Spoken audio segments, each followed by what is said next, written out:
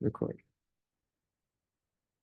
Greetings, everyone. My name is Stephen Neely. I'm your co-host for the virtual Dalcroze meetup. I think this is meetup number 73, which is craziness.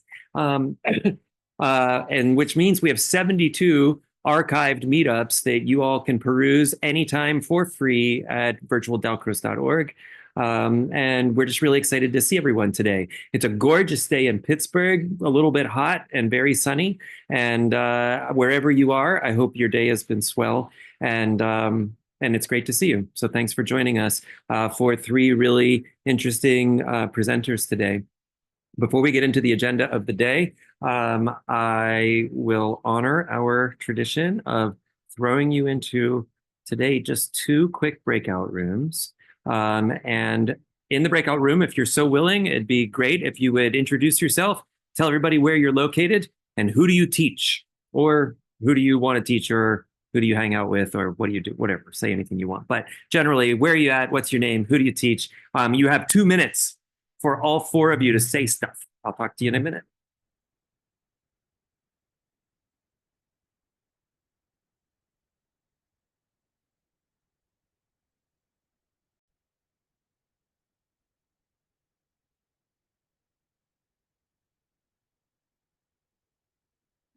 All right. So we got you back. Hopefully you met your goal. 2 minutes to all say something. If it wasn't quite enough time, you'll know better next time. We have the quickest announcements today. We want to let you know that the meetup dates, as well as the master classes and short courses for the fall, are coming soon. We're working hard on the preparations for all of that. We're going to be running a new series of short courses called Dalcroze Basics, where they're shorter short courses, probably 3 sessions each, where we're going to be inviting clinicians to share some of the fundamental philosophies or games or routines of Dalcroze education. So we're really excited about that. That's coming up for the short courses. And then we have 4 master classes that are being put together, and then all of the meetups. So that's all coming up soon. This 9 or 10 days from now will be our last masterclass of this season, which is Temay Genai Deveau of Switzerland. She lives in Geneva. She's a young teacher with the Diplôme Supérieur. Very dynamic, wonderful person, outstanding musician. And we're really excited to feature her at the VDM. She'll be giving a class, something around reggae rhythms, so popular music and the music of Jamaica. And she has some personal connections to those spaces. And I had a chance to take a class with her over this last summer, and it was just wonderful. And as quick as I finished the class, I cornered her and said, "You have to come and teach for the VDM." And she gladly agreed. So if you aren't registered for Temay's class, I strongly encourage you to. I think I can pretty much guarantee it will be worth your time. So the link to that can be found at virtualdalcroze.org. It's also in the agenda, that link, so you can find your way to those masterclasses that way. Today, we have 3 good friends who are longtime friends of the VDM to share with us. We have Mary Price O'Connor and Juicy Mazzella and Honiel de Souza from the UK, from Luxembourg, and from Brazil, respectively. And so I think we're just going to get into it. All of you have, just to begin with, have 5-7 minutes each, and I'll keep a little timer running here. We'll try to flag you down. Just for anybody who's coming in from watching the recording, the way these meetups normally work is we invite a couple friends to share some of their current practice, and we give them just a short amount of time, not ever enough time to say all the things. And we'll just let everybody just clue us into a little bit, and then we'll take the last half hour of our meetup and just talk about any of the 3 presentations. So as they're sharing their information, take some little notes, and then we'll talk all together. So first on our agenda is Mary Price. I'm happy to be timekeeper if you want me to be. Oh, that'd be great. Go for it, Emma. You can join us. I'm sorry, I should have introduced for anybody who didn't know. This is Emma Shubin, who is our co-host and one of the co-founders of the VDM, and she's coming to us from Luxembourg. We have first Mary Price O'Connor with her title, What Moves You? Practice-Led Research in Plastique Animée for her MA at the Rambert School of Ballet and Contemporary Dance. Mary, the floor is yours. Great. Can I share screen? Is that okay? I think you can, and it's recommended. Right. Fantastic. Okay, so if I can do that. Perfect. Sorry, position. Here we go. I'm gonna whiz through. Sorry, I thought I had a bit more time than I did, so I'm gonna really whiz through. Here we go.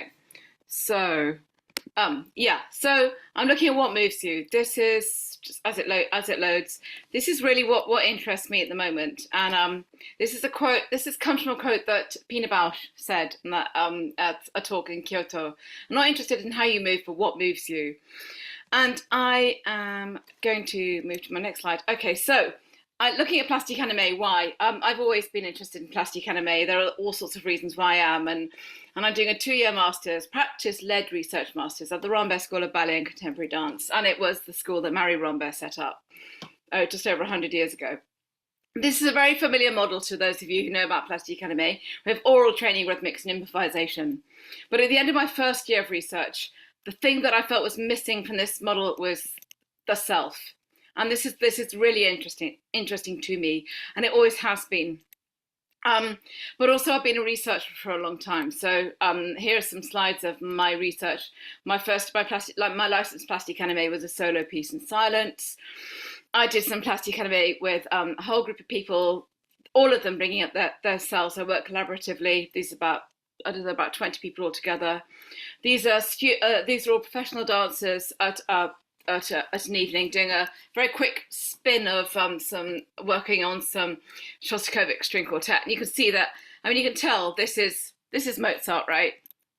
This is Shostakovich. It's incredible. They embodied it so beautifully. And I've got loads of questions, and I won't go through my questions, but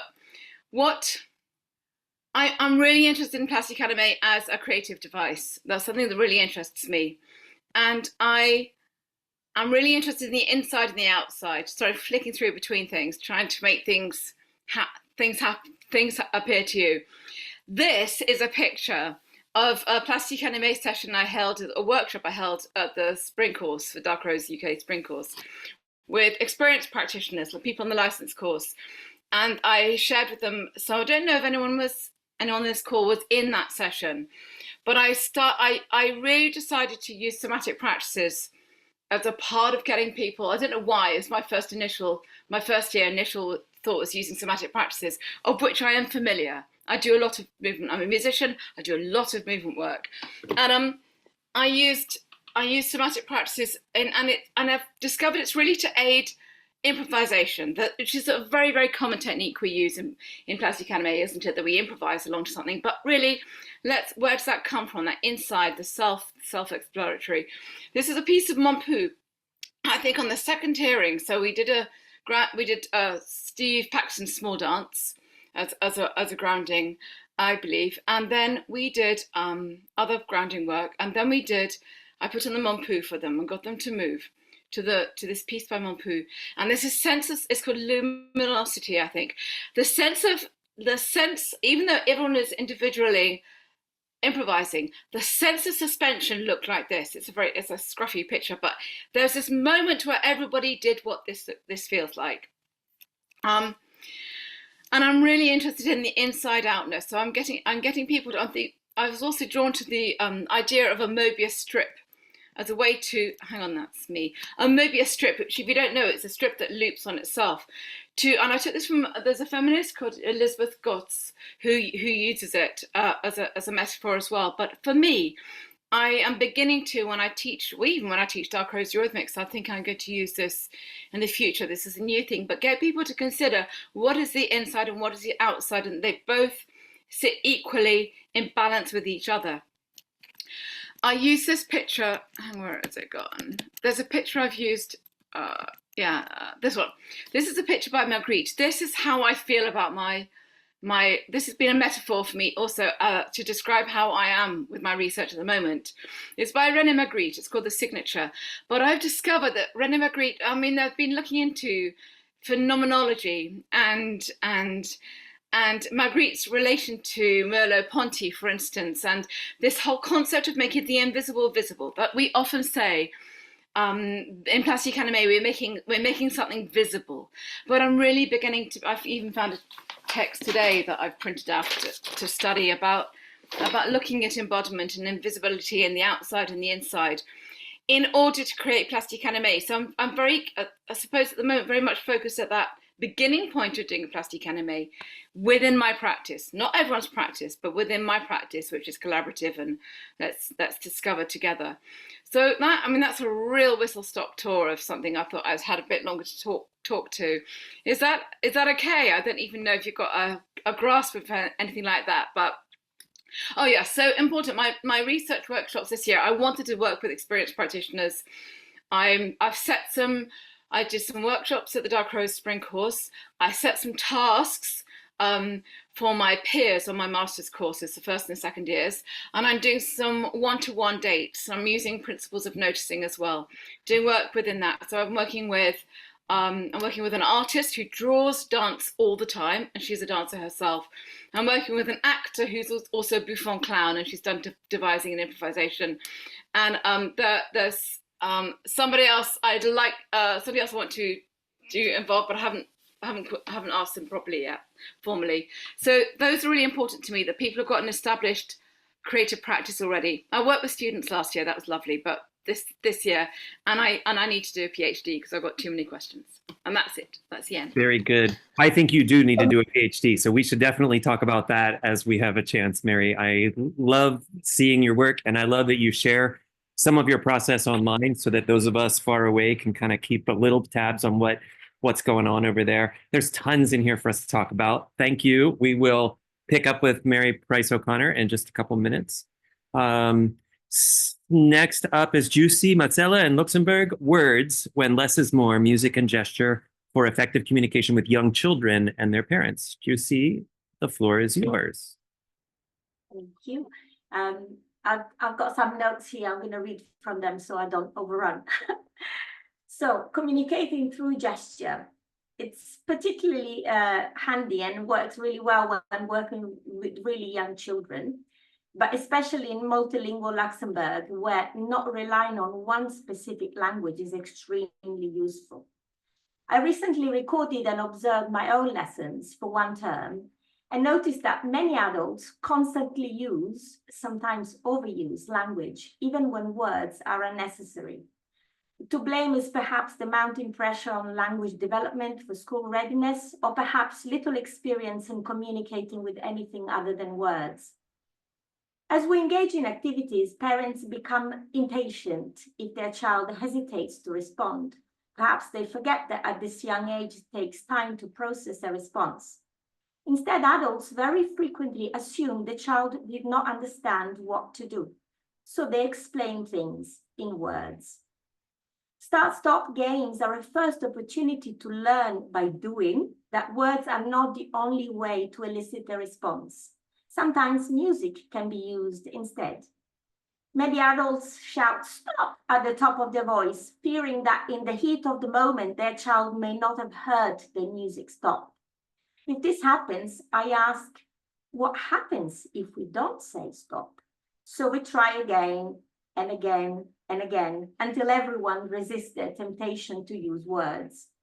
They may think I'm simply asking them not to speak, but in fact, I'm inviting them to notice. If they wait, they will realize that sooner or later, everyone stops in response to the music or to the stillness of others. The situation becomes a little trickier when I lead activities by gesture only, because some adults get really stressed at the lack of verbal instructions, and some feel uncomfortable at modeling. They ask many questions, they prefer to explain to their child, so my non-verbal plans go out of the window and precious time is wasted. And when this happens, somehow I must make them discover that sometimes showing is more effective than telling.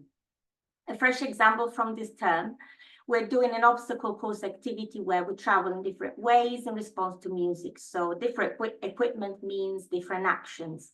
Mats are for walking, hoops are for twirling, etc. And we built this action by action, singing and modeling week by week. And by week 4, some were still asking their child to do something. So the week after, it was week 5, I thought the right time had come and I could introduce the no word rule. So vocalization and modeling only. And 2 things happened. Once the parents stopped asking, the responses of the children became really much more interesting. And we all followed those original ideas. And the other thing was that parents had to exercise patience, wait for a response. And when that came, they were all delighted. And finally, nonverbal communication is also effective when overstimulation occurs. Something that starts as engagement can easily spiral out of control with this age group if a child is tired or self-regulation is particularly immature. An example could be a child unable to stop an action, the noise disrupts the group, the child gets overexcited, they may fall, they may collide with someone, tears, upset all around. And some adults don't intervene in good time, and some not at all. Maybe they're embarrassed, they can't read the signs, or simply don't know what to do. And some half-heartedly ask the child to stop, but of course at this stage, the child is completely disconnected from the outside world, unresponsive to the voice of the parent. And in these cases, I have to act. Gesture and gaze aimed directly at the child are quite effective as they come from me. This is often enough to help the child regain control. And more importantly, my intervention is a good wake-up call for the adult. But the most powerful discovery when observing my classes was to see that when the parents did not feel pressurized to understand and to explain, spontaneous response occurred without them even noticing. That happened in moments of transition at the end of an activity, when perhaps everyone was more relaxed and they had lowered their guard. So often I deliberately played a little longer, revisiting some of the music that was heard before. And the movement response was spontaneous and authentic.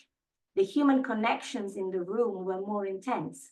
There were adults and children smiling, looking at each other, communicating non-verbally and responding to the music, which was beautiful to watch. So that's it for me. Thank you very much for listening. Love it. Thank you so much, Tusi. Also, tons there, and actually really some easy overlaps between what you and Mary were speaking about. So we will continue. Lastly, we have our good friend Honiel, who's joined us for many of the last meetups from Brazil. And so Honiel, it's so great to give you the floor and to get to hear a little bit about your practice. So you have 5 minutes. Well, it's a pleasure to be here. I have to confess that I have to learn a lot from you when it comes to Dalcroze teaching, because it's something very new to me. Of course, that I've always heard of it here in Brazil, but before joining you guys here, I had never had an opportunity to learn and understand what it's like. So it has been a great experience here, but I know that's just the beginning. But I'm here to share what I like to contribute when I'm working with choirs, because here in Brazil, well, I live in São Paulo, and I work in an establishment that provides music to underprivileged kids and teenagers. So they pick an instrument, they join the orchestra, and they develop their skills. And singing in a choir is part of this process here. So they learn the instrument, but they must sing in the choir too. And I work as a pianist there, and I get to work with kids and teenagers. And of course that they are separated into different levels according they evolve. And the coordinator of the institute, she is always, actually, she's a conductor as well of the advanced levels. And there was a complaint there because she said that when students got to the advanced level, they were not good at reading music. And since I played for the lower levels, the basic and intermediate, I noticed that students, they were not exposed to written music. And of course, when they got to the advanced level, it was not something natural for them. And then I thought, how could I help? And during the pandemic, always trying to find ways to evolve, I took a course and I learned a little bit from the Frances Clark intervallic approach. And there's something that she says that first you have to develop the rhythm. And after you introduce the rhythmic values and everything else. And then I thought, well, let's start working with pulse. And then you can do it in a variety of ways. But first, I get the metronome. And of course, that I choose different tempos, faster, slower. And I ask students to listen and walk that beat around the room. And I change the speed and everything else, just for them to have a beat and respect it. And after that, after they understand how it works, I switch to songs they know, popular songs, classical songs, for them to feel the beat. And after I get to understand that they have internalized the beat, I start working with the rhythmic values. But instead of showing the name, the sign, and the sound, I try to do the other way around. First, well, I show the rhythmic value like in a paper sheet, and I will show it to you how I do it. And they are going to walk the pulse. And when I show like a quarter note, I do it like this. And in English, you have, right, the numerical system of counting, the metric, and the syllabic. Yours is great because the syllabic works perfectly, but here in Portuguese, we don't have that. So I try to find ways to adapt it. So like a quarter note, it stands for one beat, right? And the number one in Portuguese is so it's a single syllable. So when I show the quarter note, I say and we keep repeating it. And I tried to associate the quarter note with a body movement. So it would be like saluting someone. So they will say like one or and at the same time they are walking the pulse. So I don't know if you can see it, but we give 2 steps forward, 1, 2, and 3 steps backwards. So we get the 4 beats that we have in a bar. So like 1, 2, 3, 4. So first they walk the pulse, 1, 2, 3, 4, and then I show the rhythmic value. So when I show the quarter note, they will go like 1, or in Portuguese, So they are doing 2 things, feeling the pulse and respecting the rhythmic value. Then when I switch, when I go to the half note, well, half note in the syllabic system, half note 2 syllables and 2 beats. In Portuguese, like 2 beats, we have the number dois, and it has 2 syllables, do, is. So when we walk the pulse, we go like do, is, and the body movement, to show that we have some continuity, it will go like this. We start here from the shoulder, the 2 hands meet, and it goes to the other shoulder. So we have like do, is, or half note. So I adapted it to Portuguese. So they are going to do this gesture, do, is, or half note, and they are walking the pulse, and they can see that we have 2 beats. So half note, or in Portuguese, do, is. And I do the same thing for the whole note. And the whole note, we start from the feet and go through the body until we reach our heads and we raise our hands. So we have the 4 beats and it would go like, in Portuguese, we can have actually whole note. In Portuguese is semi-breve, and it has 4 syllables, so 4 beats. So we can say either the name of the rhythmic value, or we can count to 4. Like we can, when we say 4 beats in Portuguese, we have quatro tempos, so 4 syllables as well. So it works like quatro tempos, or semi-breve, or in English, I've learned that you can say whole note, hold it, something like this. So whole note, hold it. And the interesting thing is when you want to introduce the rests, it becomes more natural, because what happens when students don't know what it is, I give them these paper sheets and I ask them, show me the one that you want.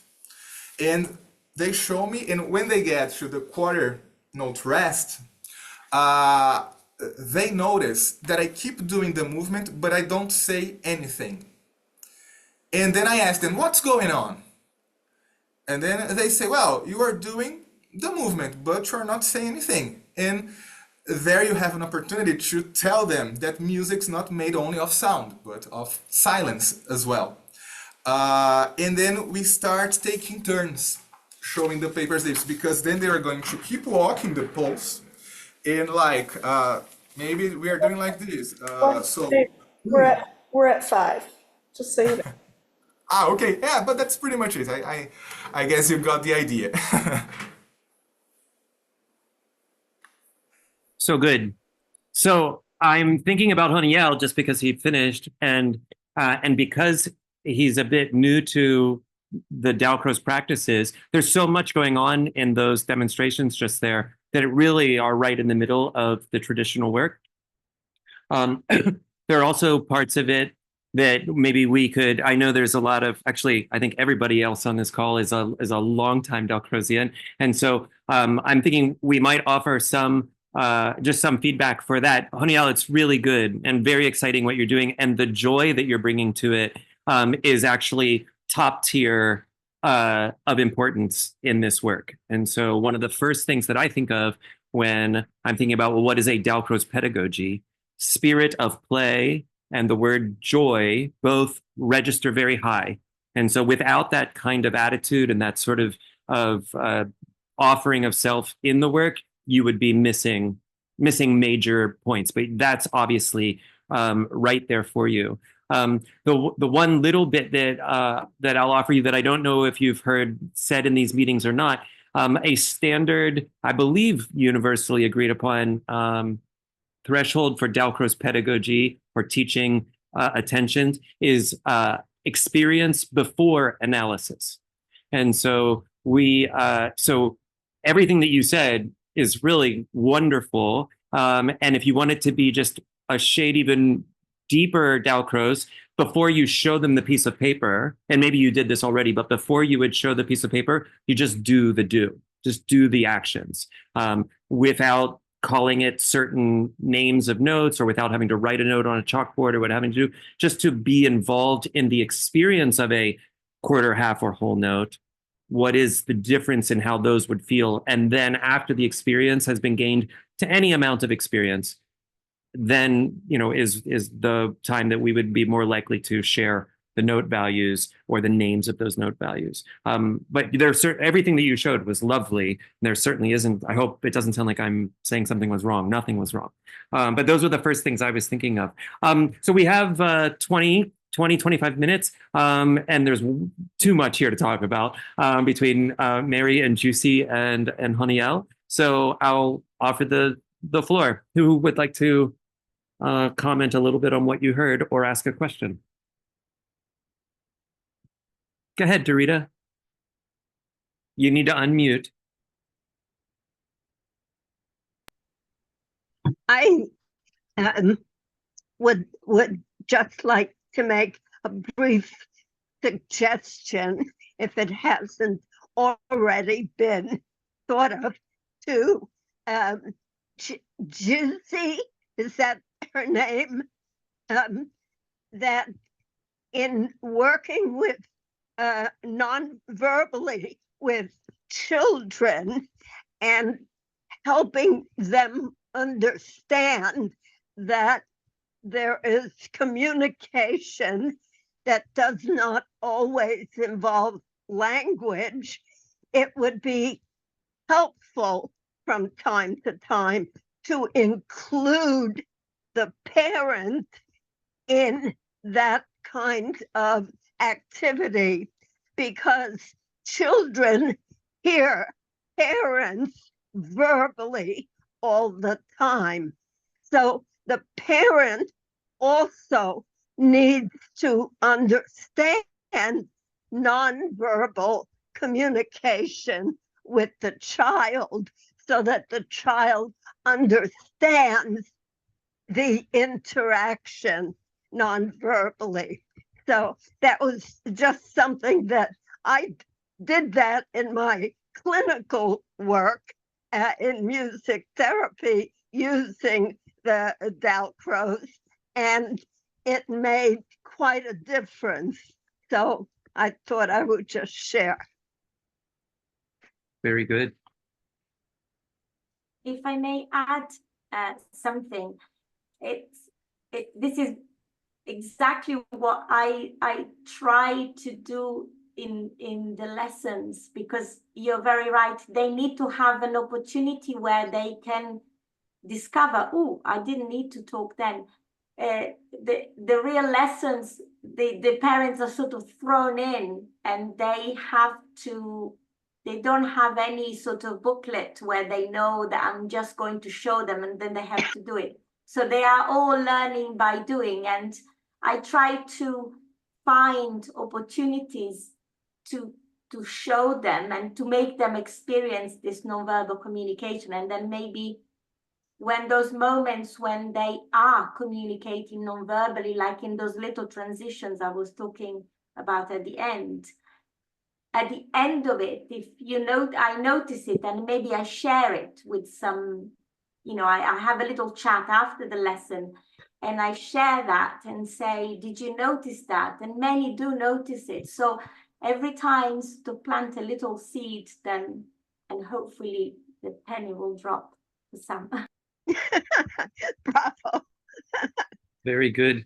I think this theme of learning by doing is really apparent in all three of these presentations.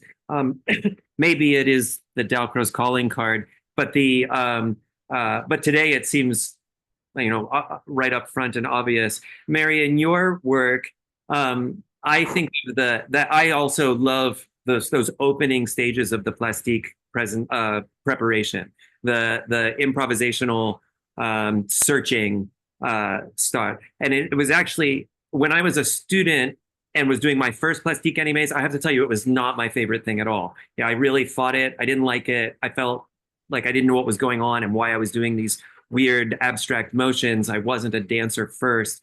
And it took an understanding that the weird abstract gesture choices were a kind of vetting, a kind of trying it on. And what I tell my students now is that any gesture that they attempt that feels awkward, that's really important information. You know that the direction you're heading isn't that direction. And the closer you come to a gesture that actually matches the music, the less awkward it will feel. And so one way of wording that opening process is weeding out the awkwardness. I'm curious if that resonates with anything that you've been doing, or if that's in common with any of your attentions. So what strikes me that we don't do any that I'm really aware of real pedagogy of improvisation in movement doing Dalcroze training.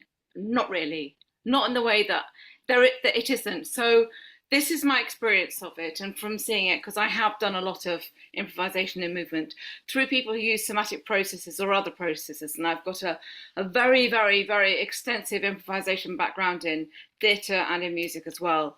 And I think this is where a problem might be, and this is where I think to have as a Dalcroze teacher, to have an experience or a curiosity about somatic practices is a starting point. To put yourself in that point where and I'm not only talking about Feldenkrais, but I'm really talking about anything which is related. And I wrote about this in my article in Le Rythme. But yes, because people think movement is dance and or pretty and or has to be something actually, whereas actually it's about a finding process. And I was even last night I was doing some work based on some Isadora Duncan score, and then developing it with some dancers. And there were dancers there who are being asked to be grotesque or expand on it, and some of them are really challenged by that. It can be challenging to not come up with the pretty and the beautiful and the scene. So that's a very long answer, but I think within Dark Rose training it would be great to have more movement improvisation training. Agreed. We could talk about that as a whole meetup of its own. I'll let other people speak. Who else has something to comment? Go ahead, Catherine.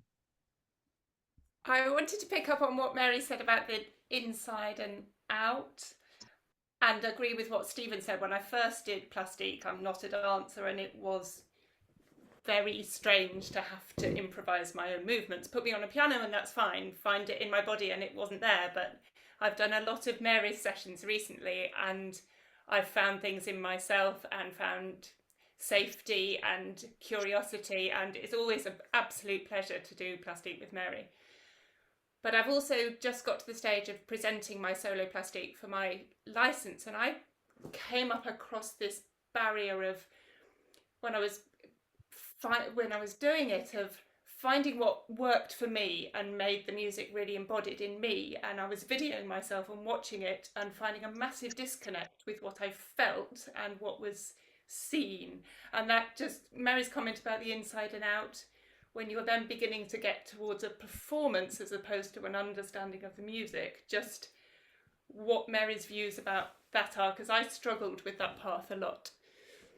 Well, we had a discussion, I don't know if you were there, but we had a discussion like who is plastique for, or what is it for, or when is it for anything. So what is plastique for, and I can't remember. I have read what Dark Rose has said about audience and the eye and whose gaze is watching, and these are really, really important. I think it might even be interesting in those instances for you to, Andrew's Sunday I'd like to hear from as well on this perhaps, but it might be interesting to do two versions. The version of your own experience and the version of what can be read by somebody else in the room. And this is where witnesses, this is why I'm using when I do my one-to-one sessions, I'm having witnesses and noticings as well, because it's not enough for me. It's not, it's to do with that moment as well. So I would say have two running, two are really valid. How amazing would it be? This is my inside world for me to understand this piece, and this is my development of it for it to be communicated to other people. That's the solution. Go ahead, Andrew. Sure. Thanks to all three of you for presenting. It was great. And I think one word that came up with all three of you was the idea of noticing something. And I suppose it might be about tuning in awareness, or do we use the word focus? Does focus feel too sharp and pointy? Is awareness better? Some teachers are always, grappling with what's the right sort of word to use when we're talking about attention. Where do we pay attention? And that idea of paying attention is a curious one. It's like it's like a coin that we give away, or some sort of value thing that we pay attention. And so I think it's interesting then with this idea of the inside and the out. Juicy talking about the child and the parent and their perceptions of each other and the teacher. That's a little trio going on there. And then if you add the music, you've got a quartet where we're thinking about the structures that Honiel is talking about, being able to have structure for stepping forward, stepping back, aware of ourselves, aware of a group moving together. If they're doing a kind of choreographed movement for pulse and for note durations and so on, where does our attention go during that? Is it only to myself? Is it my ear to the music? Is it to the whole group? The relationship of me as the student to the teacher who's running that? And then in Mary's case, this question of focus for a kind of a broader umbrella of artistry and what's our intention? Who is this for? Who are we sending it to? And what are we receiving? So I think this business of noticing where our work is going is it's an interesting theme that seems to have come out of three very different practices. But the focus, the attention, the noticing. Mary? I've just put in the chat our book, because I'm doing this master's, which is incredible. I'm loving it. John Mason's Research Your Own Practice, The Discipline of Noticing. He has a fantastic whole methodology about noticing and around noticing. And it might be interesting for anyone here. I'll put it in the chat. You don't necessarily have to buy the book, but you might find articles which are related to that bring to your attention or call you in some way. Very good. We've got 15 minutes. I have no trouble filling the space on my own, but I think it best try to let the rest of you have things to say. So go ahead, Mary. I Oh, and then Emma. Okay, just to jump in, Juicy, I just want to say it is such a courageous thing to do what you're doing. When you are forced with resistance in that way, and the resistance of people to believe and to trust the process that you're presenting them with, because you believe and trust in it, it's just takes a huge amount of courage, and I want to notice that and it to be recognized. And I would like to add a little comment. Thank you. I feel very courageous sometimes, but sometimes I sort of, as I'm still training, and I'm very early in my Dalcroze journey, sometimes I feel I really understand where these parents are coming from when they sort of look at me perplexed, and I have to really convince myself that I really truly trust the process, and I see that I get better and better. But yeah, it is a difficult process to learn to trust, not only to trust the method, also to trust the students. And this is something also for me to learn when I am alone with the older students. I'm alone, and I'll allow them to do things without controlling them. This is all part of the same thing. And once you see that it works, then you start thinking, okay, yes, I'm doing it right, it works. But doing it all the time, it requires an enormous amount of conviction, of experience, of belief, of concentration, I find. That can't be overstated, what you're speaking. I've been teaching, I guess I have to admit now, for about 30 years, all in this practice. I logged my 10,000 hours years ago, and that is something I still have to remind myself. I still have to sort of relearn. I'm still surprised when things hit with my students that I wasn't paying attention to. Like, they're picking up on things that wasn't even the point of what I thought I was saying, but they're like, the students are on their journey, which is not my journey. And so trusting in the routines, trusting in the practice, and believing that the students are present, even if sometimes they don't seem like they're fully looking in the same direction I'm looking, all of that those are extremely advanced attentions, Juicy. So don't undersell yourself. If you're aware of it at all, at any point in your work, that's advanced work. And so to be commended, and here's that all of us would get better at it. Emma, and then Andrew. Just to, I think, echo what we've already been saying, I think also the process of helping your students, whether they're very tiny or much older or larger, notice things about what's happening in the room is kind of a vulnerable place to be as a teacher, because instead of saying, I am right, and don't you all see how I am right, you all get to kind of turn around and look at this experience that you're all having together, and that leaves space for some real learning and some real listening and growth to happen, but it also leaves space for unexpected and unplanned things.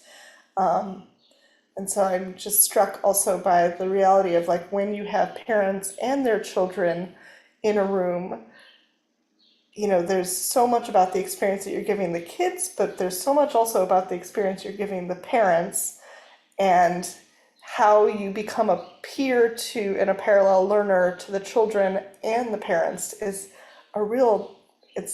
never to be understated, because it's a really virtuosic skill to be able to go between those worlds and also help the parents see and notice new things about what's happening in the classroom. And to ask them to do something that might be out of their comfort zone is no small lift, whether you have kids or don't have kids. Like, it is a big thing to ask people with their own children to try something new. So, Thank you. Andrew? Yeah, I think, Emma, this is right. This business of it being quite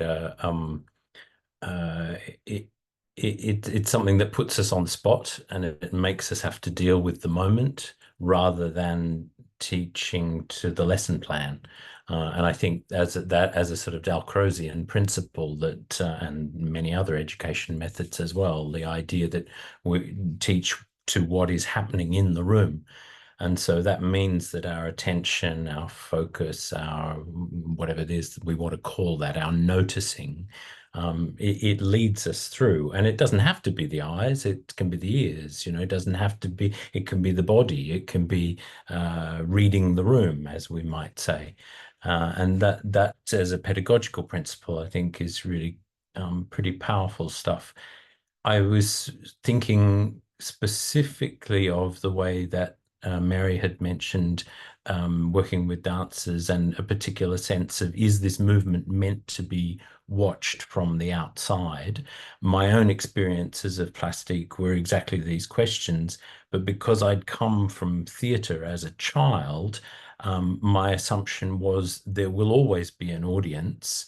And then going into instrumental music, finding the number of colleagues, and they were students I was studying alongside, who had no notion of the audience. It just wasn't even a thing they thought about. They were playing the instrument, they were dealing with the score, and as long as the sound came out and the teacher said, tick, you're done, they weren't thinking about who am I speaking to, who am I trying to express myself to. Now, a good actor training, you're not always deliberately thinking about the audience, but you're constantly in the back of your mind is, I can think I'm doing something, but unless it actually reaches that audience member, there's nothing going on. And that can be quite a surprise for some young actors when I'm training people, because they aren't necessarily thinking about that either. So it does have it comes up in theatre and music. So then in dance, where Mary was speaking about making a work, the collaborative process, one of the things that does happen in a dance studio that we don't often see in Dalcroze work at all is a mirror. Having a reflective surface to look at and see yourself while you move. And I think it's not a bad thing sometimes, where Mary's talking about movement vocabulary and so on, is to actually be able to see ourselves. Dalcroze said this actually in one of his essays back in the 100 years ago. To see oneself clearly is part of this process. Now, I might be taking it literally to say, look in a mirror while we're moving, but very often some of my teachers in Dalcroze have been, oh no, we wouldn't want a mirror in the room. We wouldn't want to watch ourselves in the way that dancers do. And yet this business of the musician communicating, we actually need to see ourselves from the outside, whether it's literally or metaphorically, so that we understand what impact we're having on the listener. Juicy? I wanted to make a comment on Mary's contribution and this whole thing of looking at ourselves, also what Andrew was saying, looking at ourselves from the outside. It's important. I listened to, I was at the presentation, a Mary presentation when she presented in Pittsburgh. And when that picture with the self came on, the slide, it sort of, it just opened up a whole, I'm part of this group of people who comes to Dalcroze with no movement experience. So having to translate also rhythm, not, never mind a piece of music, but even rhythm, when I was asked to show me what this rhythm feels like in movement, I remember having no idea. I mean, everyone else was moving around me and I was thinking, I was frozen. I don't know if I was frozen because I had no ideas, because I'd never thought about it, because I was too self-aware. And seeing that slide, Mary, in the summer really sort of helped me open up the channel between, inside myself, of listening to what do I want this to be. So not just what does this rhythm, it's like a rhythm or something is imposed from the outside and I have to respond to it, but how do I respond from the inside? And opening up that channel is incredibly difficult, but it's essential, because otherwise the movement is pretty nice to be looked at from the outside, but then it doesn't feel authentic. So thank you, Mary, for this contribution to this world. It's making me think about being a writer, and I don't put myself in anywhere close to the top of the writer pile, but in writing, if you've spent any time trying to do much writing, you realize that you're learning through the writing. Like, I sit down to write a thing that I think I know, and then as soon as I start writing, I realize the thing that I thought I was going to write about has evolved. It's twisted, and now actually I learned through the writing that what I really wanted to say was this other thing, not actually the first thing that my first outline claimed was going to be the thing. In order to get into that position, I had to be somewhat literate in the language I was working in. And then through the working of the language, through the writing, I come to know things that I maybe didn't know or didn't know as clearly. And I think, to me, one of the biggest values of the Plastique Animée is that it's a version of that. It requires, in order for it to be useful, and I think why it was so awkward for me at the beginning, is that I wasn't very literate in the language. That is, I didn't have much of a movement vocabulary, and I certainly didn't have a creative, expressive, improvisatory line into that vocabulary. And so it took a while for me to build that up. And now that's very much a conscious effort in my teaching. We spend weeks and weeks just building very simple vocabulary so the students just have something to pull from as we push closer and closer to these more exploratory, improvisatory settings, with the hope that as they enact the movement improvisation, they will slowly tailor what they're writing into the thing they didn't know they wanted. It's not like you can, or most of us don't have the skill to sit and choreograph the next thing sitting still with pen and paper. We have to sort of, in the same way, I can't just compose the essay fully in my head and then have that be the thing that I eventually write. I need to sort of be in the practice.